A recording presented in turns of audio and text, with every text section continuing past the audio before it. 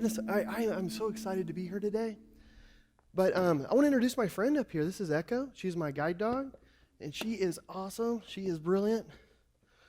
And, it's one of the things, like whenever you first start traveling with a guide dog, your perceptions of yourself changes. Kind of, at least for me it did. My own personal perception of myself changed quite a bit. I suddenly learned that I no longer matter. Like if I walk into a room with a cute little furry face there, it's like nobody cares if I showed up or not. It's all about Echo. But she's worth it.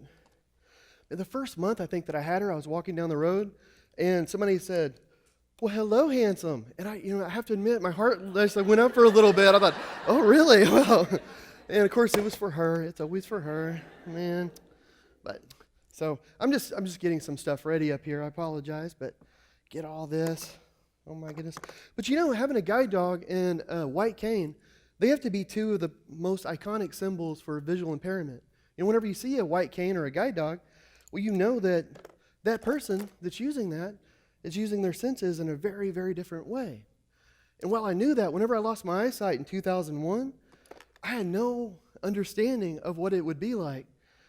The changes in my perception, how it would change the way I thought about art, how much I learned about art, how much I learned about color, and ultimately, really, how much I learned about myself and the kind of person that I wanted to be. So I'm going to play around with this a little bit. But art, though, for me, has always been incredibly important. Oh, my goodness. I lost my eyesight in 2001, and I started painting in 2002.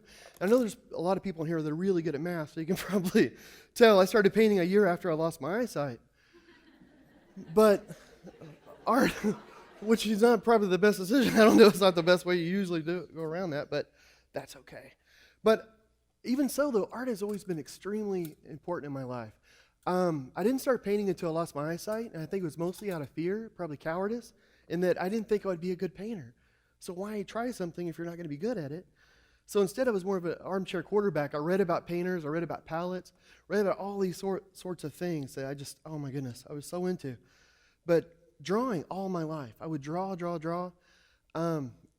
drew, oh my goodness, I think before I could walk, I drew. But it had a lot of meaning for me because growing up, I had a lot of health problems. I had epilepsy from the time I was 2 years old. I'm going to do a little finger painting because that sounds like fun. I had epilepsy from the time I was 2, and that developed into very severe epilepsy. Ended up having kidney problems. Had a kidney out by the time I was 7. Ended up getting Lyme's disease. And then by the time I was in university, I had some complications of both of that, all of that together. And I ended up having seizures where my breathing would stop and my heart stopped, which is bad for your brain apparently. You don't want to do that. I don't recommend it. And I ended up losing like 40% of my hearing and all of my vision. So growing up, I had all the way up to adulthood, I had these different things that I was going through, but I had artwork to help me through it. And artwork, turns out, it's a great way to be able to deal with problems. It takes you out, it puts you in a moment. It takes you out of the bad thing, but it makes you focus on the moment. And you're not thinking about the things that you lost. You're not worried about the future. You're not thinking about anything. You're only thinking about the paint on the end of your brush.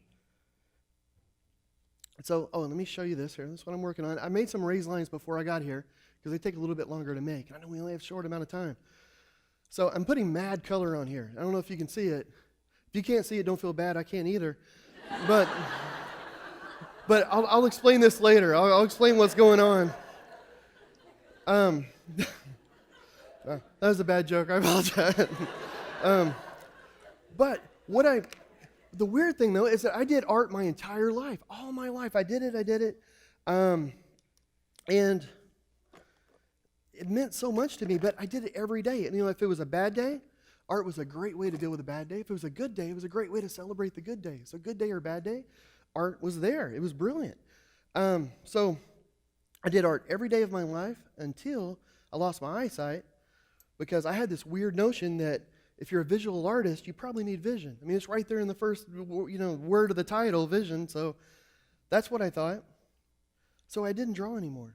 I didn't do any of that. And I was a student at university, and I stayed in school. I was afraid if I left, I would never go back. You always hear about people, they're in school, and they leave for a really good reason, and for one reason or another, they never go back. So I stayed, and I had a sighted guide for the first year, and I started learning lots of different things, like Braille, oh my goodness, screen readers.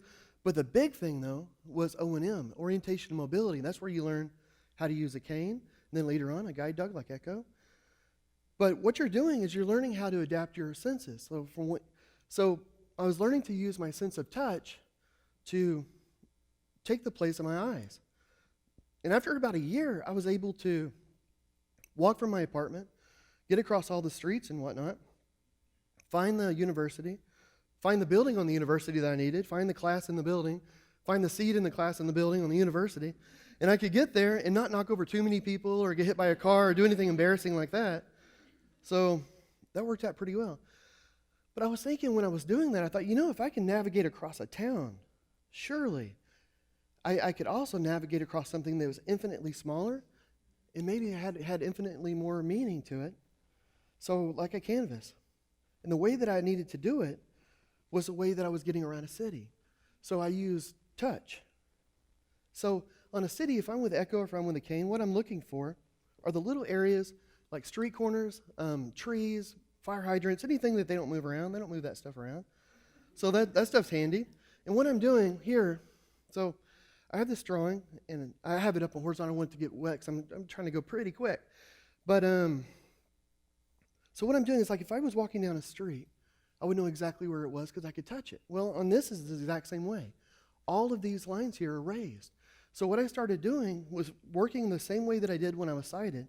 Because if you're a sighted artist, you really only use your eyes to know where you are. And for me, because I'm visually impaired, I just use my hands to know where I am. To me, that makes sense now. But for a sighted artist, you would make a line, and then you would look at the line with your eyes, and you would think, is that a good line? Is that a bad line? Well, for me, whenever I make a line, then I feel it. And I touch it, and I think, well, is it a good line? Is it a bad line? So it's the same sort of thing. One of the things, though, is with color, everything that I do now you have to go through touch. You have to go through touch to do it. So with color, I do the exact same thing. But let me find a paint here. So this paint here is red. So if you were sighted, you would read the label. Me, I'm blind, so I still read the label, but it's a Braille label. That's the only difference. Now, if I want to change the way the color feels, like if I want to make, let's say, a gray between black and white, what I'll do is I'll make the white really, really thick, kind of like toothpaste. I'll make the black runny. They're very different. You're not going to get those two confused. So if you want a black or a gray, let's say, that's right between those two, all you got to do is mix for the texture that's right between the two. And it actually turns out to be a very precise way of handling color. You can mix all kinds of color that way. One of the things about using one sense as another sense, I use touch for my eyes. And I actually have some paintings I can show you. So whenever I'm going to do a painting of someone, or anything actually, and I've got a few paintings over here, and if anybody later on, if you want to touch them, please feel free. The one on the end is Jason Lee. He's an actor. If you like Kevin Smith films, I did a sitting with him last week. Like, I just finished the painting. He's funny. He's a funny guy. The next one is actually a horse. Smart and Shiny is the name. He's Lyle Lovett's horse. If a horse could look like Arnold Schwarzenegger, that's the horse. Oh, my word. And beautiful, this long, luxurious hair. It's just, oh, my goodness, crazy horse. And the next one is a crazy dog named Igor. And he's always like that. So that's Igor. But if anybody wants to touch the paintings later, please feel free. But color, though. Color for me has always been a little different. Ever since I was little, I would, whenever I hear music, I see color. I get the two mixed up. My whole life, every time music's playing, I see color. And I thought everybody did that. But nope, I guess not. So for me, in my paintings now, color takes on a lot more. I think when I was sighted, I was a very lazy seer. Like I whatever light happened to bounce off an object, well, that's what color it was. But it means more to me now, though, I think. Color is emotion. Color is feeling. Color is sound. Whenever I was sighted, and if I was going to do a portrait of someone, if I was going to do a portrait like with a pencil, let's say, and I drew it of you, and if it looked like you, well, then I would think that that's a good portrait. It was a good drawing. Makes sense. It looks like you. I don't feel that way anymore. It's important that it looks like a person, But now I think it's a lot more important that it feels like the person. It's almost like, if one of our family members walked into this room, everybody would see the same person. You would see their clothes, their hairdo, you would know how they carried themselves, all of that. Everybody would get the same information, and yet everybody would have a different idea, a different image in their mind of what that person's like. I think that's fascinating. Looking for the reality of something. If you went into a wax museum and they had a bunch of things like Arnold Schwarzenegger, and Tom Hanks, all these different wax dummies, and you were there all afternoon, you wouldn't tell people that you hung out with like A-list celebrities all afternoon or anything. It's just dummies. But I feel like, though, whenever I was sighted and I was doing the drawing, that's the sort of thing I was doing. It's very superficial kind of art. And what really matters is the imagination. It's what's in there. When you get down to paint, all paint really is just sticky stuff that you put on a surface that's not going to let it fall off. The real artwork, I think, the real meaning behind the artwork comes from what we put into it. I just love that. And the blindness, it altered the way that I think that I viewed the artwork and everything.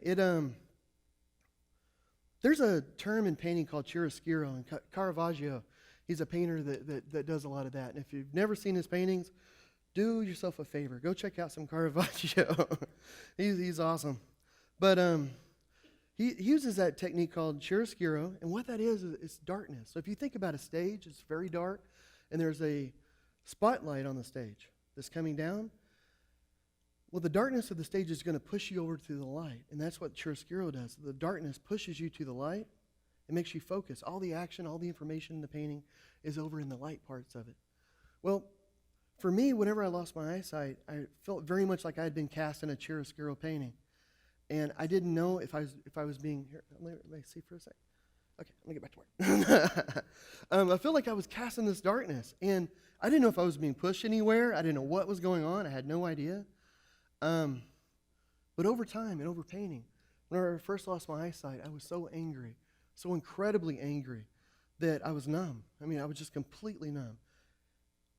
Just, oh my word, so depressed too. And it just felt like this darkness was going to swallow. Oh my goodness. Sorry about that. I think the mic's having a fight with my hearing aid. And I think the hearing aid's winning.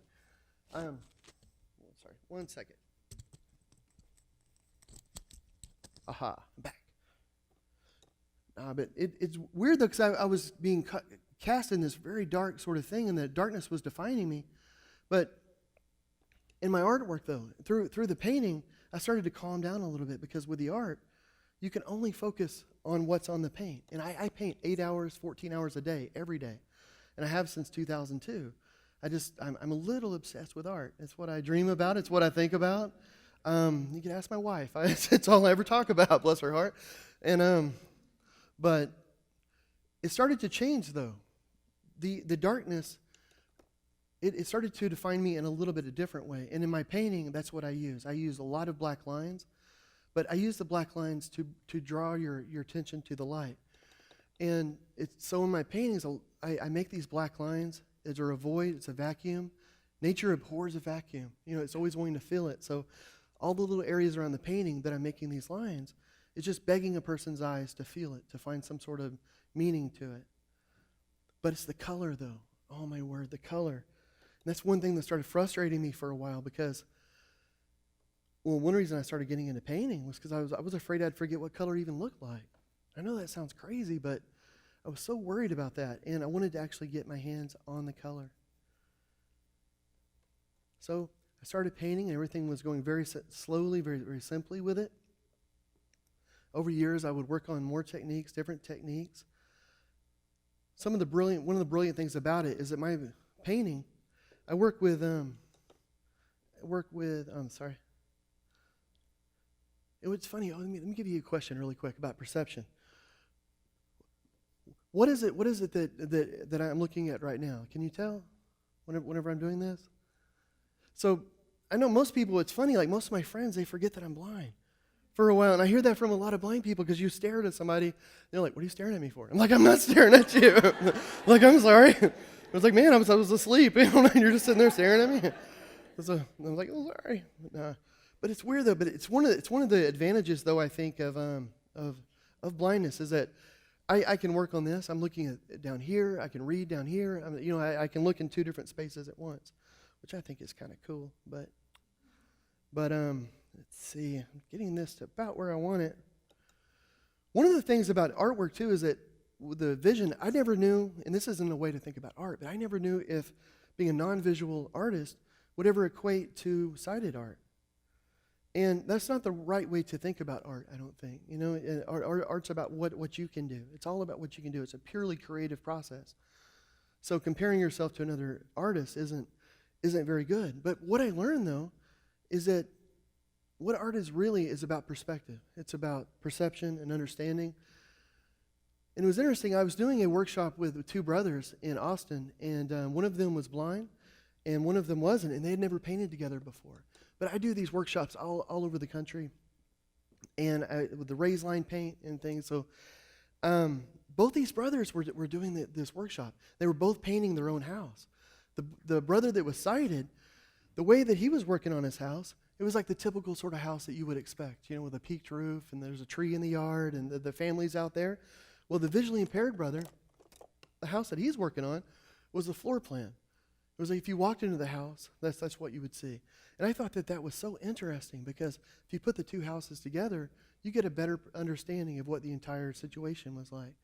So the child that was blind, it wasn't a worse way of doing it. It was just a different way of doing it. And that gave me a lot of good feelings about all that. So let me show you this painting that I've been working on, and you're not going to hurt my feelings, okay, if you don't like it. But can you tell what I'm working on? Okay. So is it showing up a little bit? Now, I mentioned before that it has mad color in it. Well, let me. So I'm trying to get most of this off of my fingers because it's all crazy. So it's got mad color on it. The way I see color, though, is not with my eyes. I see it with my mind, and that's really the way I think all of us see it. Color is emotion. It's energy. It's all these wonderful things. It's the essence of who we are. So on this, I use colors that you can't see. You can't normally see unless you shine a light on them. So I want to shine the light on it, because I just want to give you the same experience I have with color. For me, color is not mundane. It's electric. It's vibrant. If I'm in a room and the music starts playing, the entire room changes. It fills with color. It becomes thick. It's just amazing. So let me get down here and let's see if this shows up. So I'm not sure. Is it showing up at all? Oh, okay. So a little bit of color. So that's sort of the idea. And of course, the darker the room is, the more it gets. But the idea, though, for me and color, though, is color is the true essence of what we are. And I thought whenever I lost my eyesight that I was going to be cast in this very, very dark world. And I thought things would be radically different. I really thought my life was over. And instead, I'm happier than I've ever been in my life. My world is more colorful than ever in my life. But I just wanted to thank you for letting me come, talk, and do a little painting. I appreciate it.